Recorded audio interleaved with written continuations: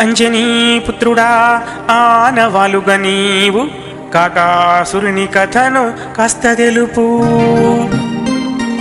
వనవాస దీక్షలో వారితో నేనుండ చిత్రకూటమున యొక్క చిన్న కాకి నన్ను తిప్పలు వెట్ట నా రామచంద్రుడు బ్రహ్మాస్త్రమున దాన్ని బాధవెట్ట.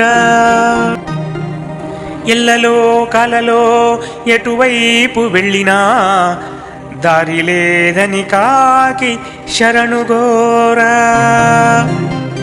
అస్త్రముపసంహరించేటి దారి లేక కాకి తన కన్ను చూపగా కరుణతోడ అప్పుడు మరలించన కాకి కన్ను పైకి చావు దప్పింది కాకి కన్నుబోయి.